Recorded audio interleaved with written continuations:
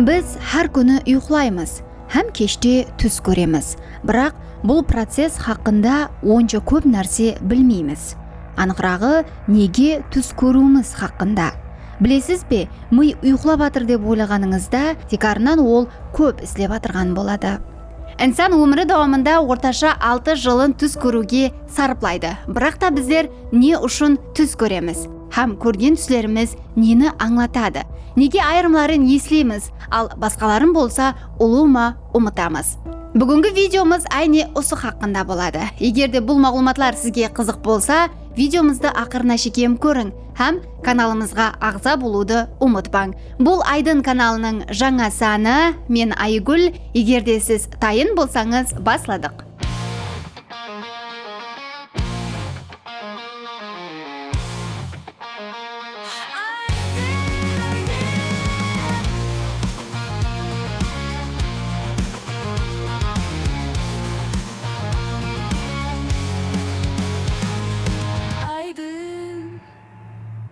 Al o'zi uyqu qanday жағдай? Biz nega uxlaymiz? Ham nega tush ko'ramiz? Har kuni kech bo'lgandan keyin denemiz dem oladi, ko'zlarimiz yumiladi. Biroq tekrardan biz hech qachon to'liq to'xtamaymiz. Sababi uyqu bu tekgina dem olu emas, balki denemiz ham miyimiz uchun da ahamiyatli. Uxlay olmau bu organizmga asta-aqrin, biroq juda terin ziyon yetkazuv hisoblanadi. Mi uxlab o'tirganda aktivlik to'minlaydi, biroq bu noto'g'ri. Ayni uyquda bizning miyimiz eng ahamiyatli жұмысlarga kirishadi. Ol kun davomida жиналған ma'lumotlarni bir-biridan ajratadi, ortiqchasin o'chiradi, keraklisin bo'lsa yodga joylashtiradi. Bu prosesni ko'z oldingizga keltiruv аңсат. Miyimiz tozalaydigan xizmatga aylanadi. Ya'ni kundalik turmushdan ortgan stress ham charchovni yo'q etadi. Sol prosesda tuslar de paydo bo'ladi. Ular uyquning eng belgili bosqichi REM fazasida yuzaga keladi. Bu vaqtda miyimiz derlik o'yovday islaydi. Tek denemiz qiymildamaydi. Tab usuning uchun biz tush ko'ramiz. Bu miyimizning ishki gurrung aytuv usuli hisoblanadi. Tushimizda ko'rgan odamlar, voqealar ham tabiat ko'rinishlari, bular negizdan bizning ongimizda jino'lgan o'ylar, yodlar ham sezimlarimizning jindisi. Ayrim vaqtlarda ular logikalik bo'ladi, al boshqa vaqtda bo'lsa uluma ajabtovur. Biroq da soni unutmang, tushlar bu miydagi жағдайды qayta ishlab o'tirgani ham sezimlarimizni sol orqali yuzaga chiqarib o'tirgani bo'ladi. Uyqu tekgina bizning miyimiz, balki denemiz uchun da qayta tiklanuv davri bo'ladi. Sol vaqtda denimizda kletkalar qayta tiklanadi, immunitet bekemlanadi, ham o'suv gormonlari ajraladi. Soning uchun da uyqudan keyin biz o'zimizni yaxshi ham yengil sezamiz. Uyqu psixikalik salomatlik uchun da zarurli. Ol yetkillikli bo'lmasa, biz o'zimizni ashushoq, tushkunlikka tushgan yamasa befarq sezamiz. Uyqu orqali miyimiz tekgina informatsiyani tartiblaydi, balki sezimlarni de teng salmoqlilikqa keltiradi. Tushlar bo'lsa, gide bu psixikalik teng salmoqlilikqa qandaydir bir forma beradi. Ular orqali miyimiz nenidir aytmoqchi bo'ladi. Солай ekan uyqu bu vaqtni o'tkaruv emas, ol yaxshi fikrlav, yaxshi sezuv, yaxshi жасау uchun tikar bo'lib topiladi. Uyqu bizni tiri ham sanali etadi. Сондай-ақ tushlar bu bizning ichki dunyomizning aynasi hisoblanadi. Kechda uxlauga жатqanimizda terin uyquga ketib qolib o'tirganday seziladi. Biroq bu juda quramali ham bosqichma-bosqich bo'ladigan proses. Denemiz ham miyimiz uxlab qoluvdan tab azanda o'yanuvga shekin bo'lgan vaqt ishinde bir necha ret o'zgaradi. Bu o'zgarishlar uyquning turli bosqichlari hisoblanadi. Har bir bosqichda denemiz ham miyimizda o'zine tan hodisalar yuz beradi. Dastlab biz asta-aqrin uxlab qolamiz. Bu bosqichda yili o'yanuvimiz mumkin. Biroq deni allaqachon bo'sasuvdi boshlagan bo'ladi. Ko'zlarimiz asta harakat etadi, dem oluvimiz astanlasadi. Sondan keyin denemiz yana de tinchlanadi. Yurak uruvi пәсейеді, һәм ми толқынлары төменлейді. Бұл жеңіл ұйқы басқышы болып, ол әр кеште ең көп уақытымызды иелейді. Жеңіл ұйқыдан кейін біз терең ұйқыға өтеміз. Бұл уақытта сыртқы дауысларға жауап бермейміз. Анығырағы, біраз дауысларға оянуымыз қиын болады. Һәм бұл уақытта негізінен біздің денеміз өзін қайта тіктейді. Денеміз бұл уақытта толық дем алады. Миымыз болса тап тыныш режимде істейді. Бірақ та жүдә зарулы биологиялық процесслер давам етеді. Бірнеше минут өткеннен кейін миымыз және жеңіл ұйқы жағдайына өтеді. Һәм миымызде тағы харекет басланады. Бұл REM деп аталатығын басқыш есапланады. Rapid Eye Movement бұл англичан тіліндегі сөз болып, қарақалпақ тіліне көздердің тез харекеті фазасы деп аударма етіледі. Бұл басқышта көздеріміз қабақ астында тез-тез харекет етеді. Дем алуымыз һәм жүрек ұруымыз біраз тезлеседі. Ең ахметлісі, тап осы басқышта біз түс көреміз. Миымыз сол уақытта жүдә белсене болады. Тап ояудай істейді. Түслер әйне осы актив миде қалыплеседі. Бұлардың барлығы бір циклді құрайды. Бұл цикл орташа 1,5 сағат давам етеді. Һәм түн давамында 4-6 рет такрарланады. Әр бір циклда терең ұйқы азайып, REM басқышы болса көбейіп барады. Яғни кеште ақырларына жақын біз көбірек түс көреміз. Сол себеплі таңға жақын көрілген түслер есте қалу мүмкіншілігі жоғары болады. Солай етіп, ұйқы бұл тек қана апуайы демалу емес, бәлкі өз ішіне түрлі басқышларды алған, анығырағы тірі организмді қайта тікілейтіғын әжайып система есапланады. Әр бір басқыш өз вазипасын атқарады. Бірі миымызды тазалайды, басқасы болса денемізді тікілейді, ал оннан басқасы болса түслер арқалы ішкі дүниямызды көрсетеді. Әр кеште біз көзлерімізді жұмамыз, және бұл дүниядан бүткілі басқа бір әлемге кіріп барамыз. Кейде бұл әлем таныс, қуанышлы болады. Кейде болса қараңғы, әжептәуір, ямаса қорқынышлы. Біз бұл әлемге ешқандай гілт ямаса қабыдан емес, бәлкі ішіміздегі ең сырлы нәрсе миымыз арқалы кіреміз. Бұл әлем түслер дүниясы. Түс көру бұл тек қана күтілмегенде пайда болған суретлер емес. Ол миымыздың айрықша тілі. Күн давамында көрген, есткен, сезген барлық затлар аңымызда із қалдырады. Бұл ізлер кейде біз сезбеген дәрежеде терең болады. Миымыз болса кеште, әсіресе ұйқының актив басқышында, REM фазасында әйне сол ізлерді қайта көріп шығады. Оларды тәртіплейді, олардан уақиялар істейді, жағдайларды қайта істеуге харекет етеді. Бұл процесс болса біз үшін түске айланады. Түслер әме уақытта да мазмұнлы бола бермейді, себебі бұл жағдайда миымыздың сын пікірлейтіғын бөлегі, анықырағы логика үшін жауапкер тарауы әстен істейді. Соның үшін да біз өзімізді ғайры табиғи орынларда көреміз. Бейтаныс адамдарменен сөйлесеміз, ұшамыз, жүземіз. Һәм сол жағдайда бұл біз үшін әдеттегідей сезіледі. Себебі түсте біздер логикаменен емес, бәлкі қияллар, ядлар һәм сезімлер арқалы жасаймыз. Негізінен һәмме түс көреді, хаттекі мен ешқашан түс көрмеймен деген адамның өзі де көреді. Тек қана азанда тұрғанда оны еслей алмайды. Түслердің есте қалуы көбінесе ояну уақытына байланысты болады.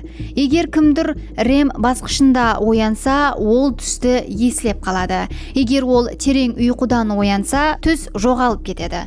Тап ол ешқашан болмаған сияқты. Түс көрудің себеплері хақында ілімбазлар түрлі пікірлер білдірген. Кімдір түслер біздің аң астымыздағы жасырын тілеклеріміз деп есаплайды. Басқалар болса, бұл миымыздың әпуайы мағлұматларды тазалау процесі дейді. Бірақ барлығы бір затқа қосылады. Түслер бұл біздің ішкі әлемімізде болып атырған хадиселердің терісі есапланады. Кейде олар қауеттерімізді аңлатады, кейде арманларымызды, кейде болса өзімізде белгісіз болған сезімлерді жүзеге шығарады. Бәлкі түслер біз бенен сәубетлесіп атырған шығар. Мүмкін олар бізге бір нәрсе деп айтажақ шығар. яки бізді ескертіп атырған, болмаса жол көрсетіп атырған болуы да мүмкін. Біз бұны анық білмейміз, бірақ соны білгеніміздей, түслер әрбір инсанның ең жеке һәм ең жасырын әлемі болып есептелінеді. Айрым вақытлары біз түс көреміз һәм азанда оянғаннан кейін ойлаймыз. Бұл түсті мен неге көрдім? Бұл нені аңлатады? Бұл миымыздегі апайы жағдай ма, ямаса қандай да бір белгі ме? Негізінен түслердің мәнісі бар, бірақ та олар ашық айдын формада болмайды. Тек арнан түслер нышанлар арқалы сөйлейді. Базы уақытларда болса миымыз шифрланған тіл арқалы сәубетлесіп атырғандай болады.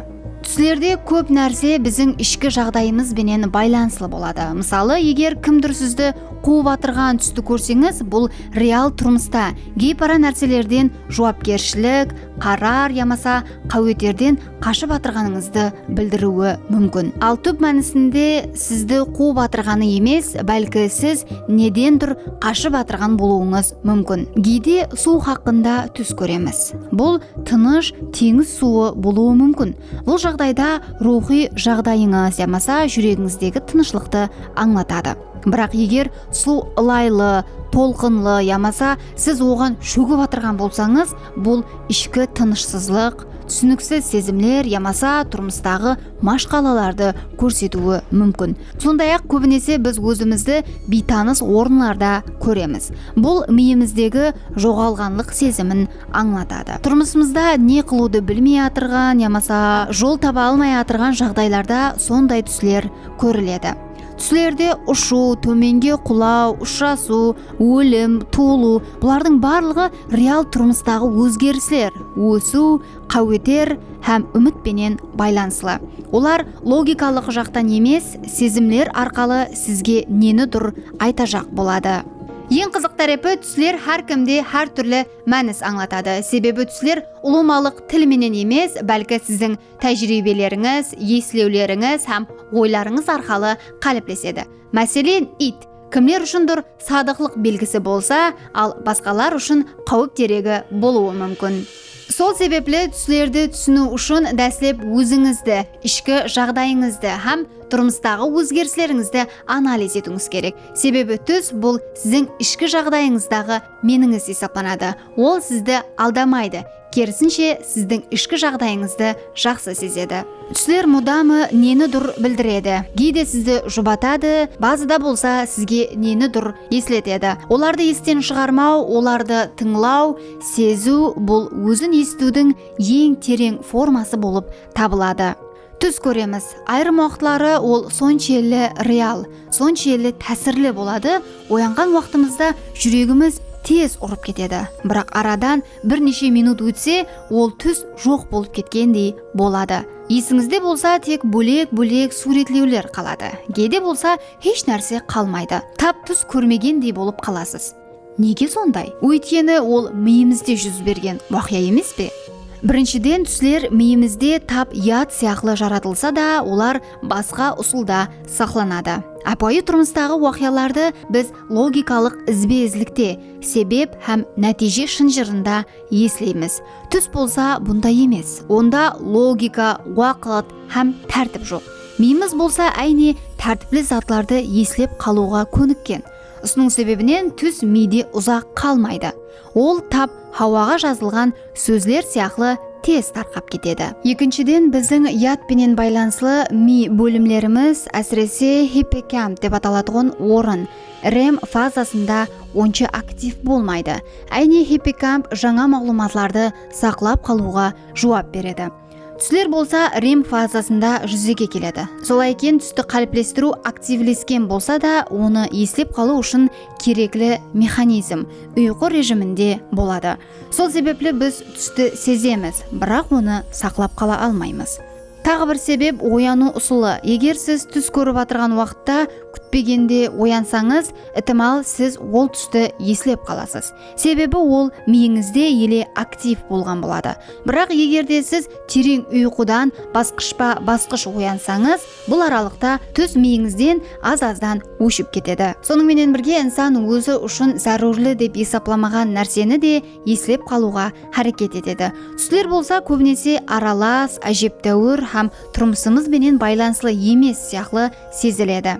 Миымыз бұл көріністерді зәрурлі деп есапламауы мүмкін. Сол себепле олар мағлұматлар шығындылары қатарына түсіп қалады һәм өшіп кетеді. Бірақ та бұл һәме уақытта сондай емес. Базыда түслер соншелі дәрежеде күшлі болады һәм бізді оятады. Сол уақытта ішкі даусымыз бұны еслеп қалу керек дейді һәм біз сол түсті еслеп қаламыз. Сондай-ақ күн давамында бұл түслерді біз еслейміз, ал ұнамсыз көрген түслеріміз болса, кейпиятымыздың түсуіне де себепші болуы мүмкін. Солай екен, түслер бұл миымызде өтіп кететұғын, бірақ бізге тәсір ететұғын сырлы уақиялар. Оларды һәме уақытта еслеп қалу аңсат емес. Себебі біз оларды реал тұрмыс сияқты қабыл етпейміз. Бірақ олар реал сезімлерден пайда болған һәм ықтимал сол себепле де айырым түслер өмірімізде ешқашан ұмытылмайды. Инсан миы құрамалы бір қала сияқты. Әрбір бөлігі өз жұмысын атқарады, бірақ олар бірі-бірінен үзіліп қалған емес. Барлық бөлімлер өзара байланысқан һәм біргелікте істейді. Міне сондай бөлімлерден бірі бұл Варалиев көпірі. Іліми тілде оны Понс деп атайды. Бұл кіші, бірақ жүда зәрурлі структура, ми үстін аймағында жайласқан. Ол бас миді арқа ми менен байланыстырып тұрады. Тап мағлұматлар өтетұғын үлкен жол, әрекет орайы һәм бір уақыттың өзінде сигнал ұзатушы түйін. Варалиев көпірі дененің көптеген зәрурлі функцияларын басқаруда қатнасады. Мысалы, дем алу, жүрек ұруы, әрекет тең салмақлылығы. Бірақ оны және де қызықлы ететұғын нәрсе ол ұйқы. Әсіресе рем фазасы, яғни түс көру басқышында тікелей қатнасады. Түслер әйне рем басқышында жүзеге келеді, және бұл басқышта ми жүда белсене болады. Тап осы уақытта Варалиев көпірі активлеседі һәм рем ұйқысын баслаушы орай ретінде әрекет етеді. Ол ми ішінде сигнал жібереді. Сол арқылы көзлеріміз әрекет етеді. Дене болса әрекетсіз қалады. Яғни біз түсте жүгіріп жүрген болсақ та, реал тұрмыста орнымыздан қимылдамаймыз. Бұл қорғау механизмі. Әйне Варалиев көпірі тарапынан қадағаланады. Егер бұл система істемесе, адам түсте әрекет ете бастауы мүмкін. Бұл болса қауіплі жағдайларға алып келеді. Сонымен бірге Варалиев көпірі ми қабығына мәлім визуал, сезімлік һәм әрекет сигналларын жібереді. Сол себепле түсте көретұғын суретлер, әрекетлер, сезімлер, бұлардың барлығы толық емес. Бұл көпірден келген сигналлардың жемісі есептелінеді. Тап ол түсіміздегі режиссер жәрдемшісі сияқты. Уақияларды әрекетке келтіреді, көріністерді жанландырады. Ілімбазлар анықлаған тағы бір жағдай бұл структура тең салмақлылықты сақлау, дауысларға жауап беру һәм хәтте мимика менен байланыслы бұлшық етлерді де басқарады. Бұл болса түсте жүзімізде көрініс пайда болуына себеп болуы мүмкін.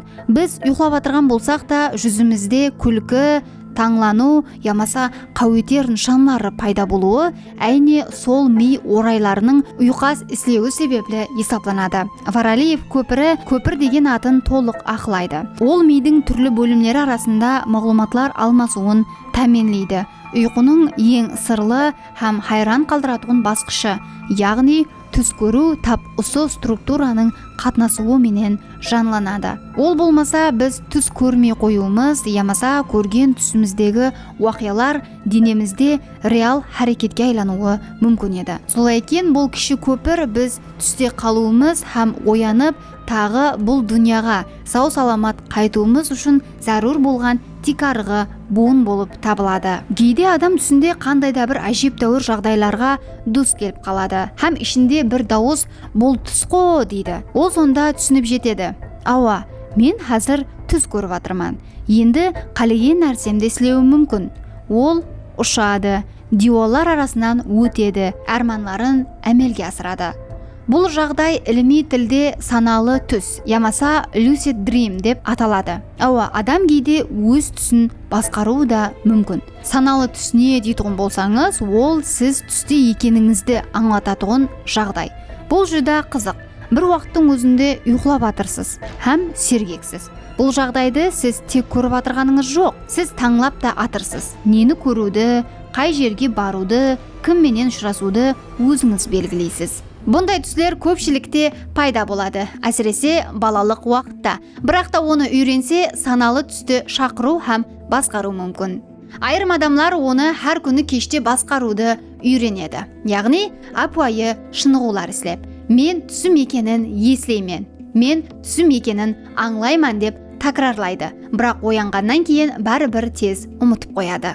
Бұл миды түсті аңлауына үйретеді. Бірақ та сорау, түсті басқару неге керек? Бұл тек қана ойын емес. Саналы түслер арқылы адам өз қауетерлері менен жүзлесуі, психикалық басымды жеңуі, стресстен құтылуы, айырым жағдайларда болса дөретушілік машқалаларды шешуі мүмкін. Ілімбазлар хәтте түсті басқару спортшыларға, артистерге һәм психикалық мәселелерге дұс келген адамларға пайда беруін анықлаған. Себебі түс бұл турудан туры ішкі дүния менен байланыслы.